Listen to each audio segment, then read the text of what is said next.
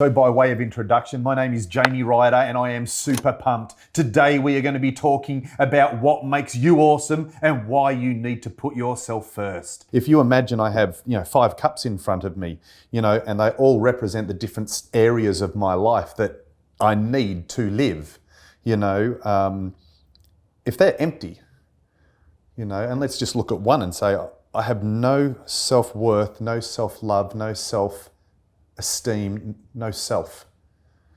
What have I got to give? There's nothing. You're saying, and the reality is people have given so much and they focus their attention on how do I allocate my resource, time and effort into achieving a result of an opinion that someone will have of me. It's reverse engineering, and it's designed to fail.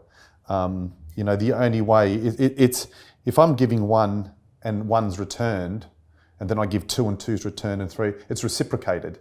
It's a healthy balance. And it's not that we give 1 to get 1, right? But I have to allocate 1 to myself before I can give 1.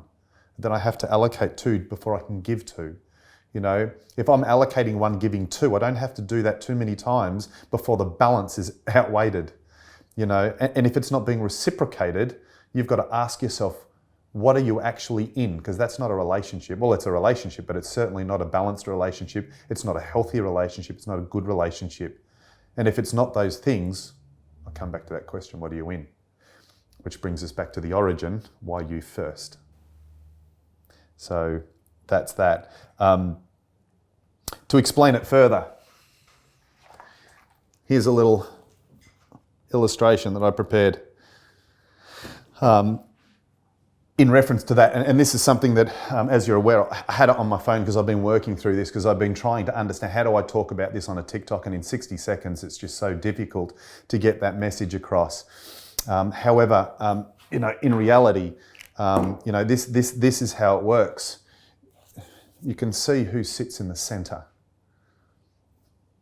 So why you first? So if we look at the stages of life, we have here from ages 0 to 6, the biggest influence in your life is your parents. And this is our security stage. This is where we're developing, that feeling of safety and security. They're our main focal points. Once we achieve that, we can start moving forward. The next influence really in our life, and this is generally speaking, there's always variables, are your brothers and sisters. Between the ages of 7 and 13, typically your parents, your brothers and sisters, the closest people in your life, but the biggest influences are going to be those people within those times. Sure, as you can see, all these circles overlap. So it's not to say 7 to 13, it sort of can come into 5, it can come down to 10, right? The variables are there, but this is the sort of age group. The next major influence is that teenage bit, where we're trying to impress friends. We're now separating a little bit. We're getting, this is our courage phase of life, all right? We're getting the courage and the bravery to step away from our parents and the brothers and sisters into a more dominant stage of the relationships that we have external to this. And this is a courage stage. We are really growing here. And then you get to your love phase, where you really start focusing on relationships and colleagues. Now, as I said before, there's variables, but your love phase here, you will see it's somewhere in that when you're really starting to seek out a relationship beyond the superficial, the overnighters, the couple of weekers, the exciting where you're going, I'm looking at something deep and meaningful, right? And who's looking for that? You are, right? So then we get into the next stage where we're really focused on marriage, partnership, long-term, securing ourselves down into homes and mortgages and kids going through schooling and all those sorts of things. And this is really our truth phase. And then we come into our awareness stage where our kids are now growing up. They become a major focal point of our life. So we've gone from being kids to having kids, and this is this 31 to 40. It's a real awareness, and as I say, this comes down into here. Kids often come earlier than this.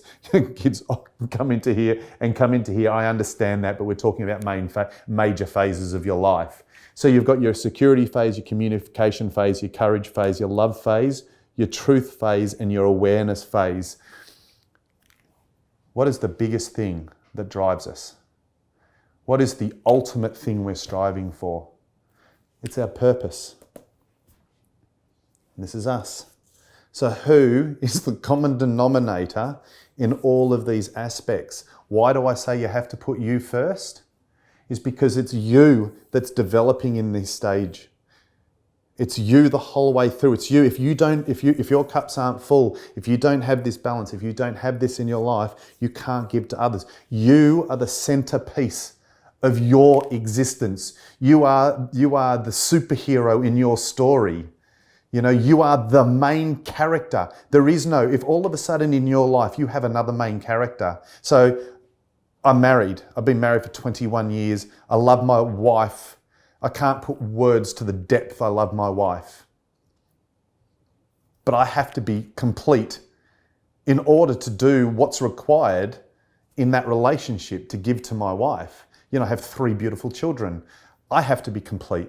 I have to be whole in order to give what is required to be a father to those children. I run organizations. I have to be complete in order for me to be able to run all of these organizations and do what it is. I have a greater purpose where here I am wanting to give back. If I'm empty, if I'm complete, how can I even be having this conversation with you? There's word association that is so incorrect. Now, I'm not claiming to be any scholar here. That ain't what I'm talking about at all, right? But what I'm saying is people associate the word selfish with a negative connotation. If I said, be selfish, right? You're going, oh, you're telling people to be an asshole. It's like, no, that's not what I'm saying at all. Selfishness is not being an asshole. Putting yourself first is not being an asshole. That doesn't mean you don't consider your parents, your brothers and sisters, your friends, your relationships, your partner and your kids, and everything in between. It's saying you want to be the best for all of them. Be your best self. Be your best version. If you're 50%, how good are you going to be to your partner? If you're 50%, how good are you going to be to your kids? If you think you're going to be any better than 50%, the scale doesn't work that way either. The scale doesn't work. Well, if I'm 50% run down, I've still got 50% to give. It doesn't work that way. It's not like a car where you've got half a fuel tank, well, you've got half a fuel tank. No, anyone that knows, you get knocked 20% down, it's heavy. That's 80%. You're running at 80% and you are feeling like ass. You're struggling to get out of bed. You knock down to 70%, 30% of your potential smashed. And you're going, I'm struggling to get out of bed. You get into 60s and 50s, you're talking anxiety, depression. And where's your focal point to get out of depression and anxiety? Where's your focal point to get over a narcissistic relationship, sexual abuse, physical abuse, emotional abuse, the loss of a loved one? When you're already smashed, you have to top you up. You're the centerpiece of your entire existence, and be selfish with making sure you're right so you can be unselfish with what you give because of your purpose. We're human beings. Human beings. We have to be in the moment, right? So one of the biggest part of the human race is we need other people. We're not solitary beings, right? We need community. We yearn for community. Most of our pain comes from the loss of community, the separation of community. Now, whether that's just, your parents, your sisters and brothers, uncles and aunties, your boyfriend, your girlfriend, your mum, your dad, a separation of just one of those, a bad experience with just one of those does so much damage. So where other people come in is you have to be whole. And then the other people just add variety, add balance, add all the other pieces that you can't bring in as your own. So if we look at it as just two people coming together, if I come 100% and you come 100%, we come together, what can we achieve? We can achieve anything, right? So, I experienced an incredible loss in my life. And when I lost absolutely everything, who was by my side? Right? My wife was by my side. I didn't ask her to jump into the trench and into the blood and gore. She dived in, right? She absolutely dived in and she was by my side. These are the things when you hear the sayings, you complete me, right? As corny as that is, these are the things. You come whole, but I want companionship. I can't have companionship with myself. I can't have that extended love beyond myself that I want with this. I can't create children without that companionship. I can't create a business. I can be a sole proprietor, but if I don't have customers, I can't. This is what we bring. So I don't go into a relationship, and this is where everyone needs to be. They need to be full here. They need to bring in their 100%. So that when they unite, they just become a powerhouse, right? Now, on the flip side of that, there's a lot of broken people out there. We've all experienced it, we've all gone through it, we'll all go through it again, right?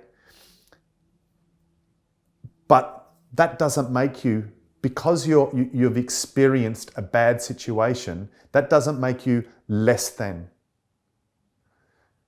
This is this is another drawing. Do you want to do it quickly? Yeah, we can.